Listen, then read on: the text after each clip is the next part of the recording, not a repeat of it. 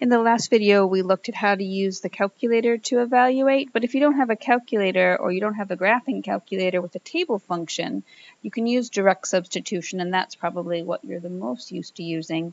I'm going to use the same function that we looked at in the last video. It's on page 96, and it's f of x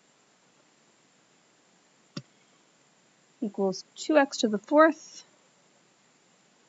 minus 5x cubed minus 4x plus 8, and they're asking me to evaluate when x is equal to 3. So you might see something like this, f of 3. That doesn't mean do anything except plug 3 in wherever there's an x. So I'm going to plug it 3 in here, here, and here. I don't do anything with this part. This is just the part of the equation that's telling me to evaluate, to plug in 3 wherever x is. So that's what we do. 2 times 3 to the fourth minus 5 times 3 cubed minus 4 times 3 plus 8. And 3 to the fourth, 3 times 3 times 3 times 3 times 2 gives us 162. And 5 times 3 cubed. Make sure you're using order of operation here, so you're doing exponents first. 3 times 3 times 3, so that's 27. And then multiply that by 5, you'll get 135. 4 times 3 is 12, and then plus 8. And then I can do the adding and subtracting, and I'll end up with 23, just like I did, not 27, 23, just like I did with the table on my graphing calculator. A couple more steps involved, but pretty straightforward. If I don't have a calculator, or I am interested in using a method called synthetic division, we can do a version of that called synthetic substitution. And that looks like it has a couple more steps, but sometimes it is easier to use. Once again, we'll do the same formula. So we're still using f of x equals 2x to the fourth minus 5x cubed minus 4x plus 8. 4x plus 8. And there are a couple more steps in the setup of synthetic substitution.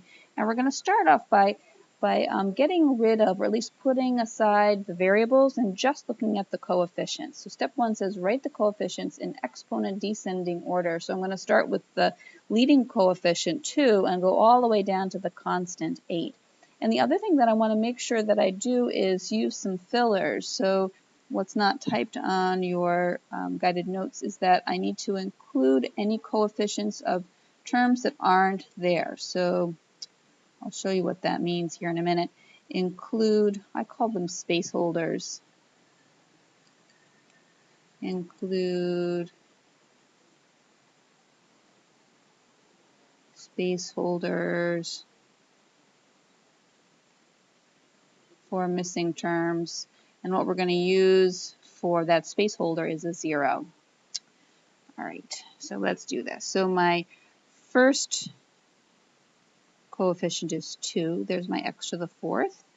Here's x to the third, my cubic term. It's negative 5. Notice that I don't have a squared term here. There's no x squared, so I'm going to put a placeholder there of 0. My linear term is negative 4, and then my constant term is 8. So I've written down the coefficients in exponent descending order, and I've made sure to use the placeholder 0 for the x squared term that's missing. All right, next thing I'm going to do is draw a little line here. Oops.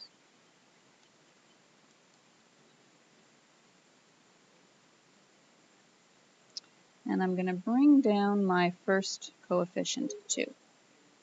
So that's step 1, or step 2. Bring down that first number. Then I'm going to multiply it by the value that I'm interested in evaluating this at. I'm interested in evaluating it at 3. So I'm going to multiply 2 times 3, and I will get, of course, 6. And I write it underneath the negative 5. I'll add those two together. So negative 5 plus 6 is 1. And then I'll repeat the process. So 1 times 3 is 3. 0 plus 3 is 3. Multiply again. 3 times 3 is 9. Negative 4 plus 9 is 5.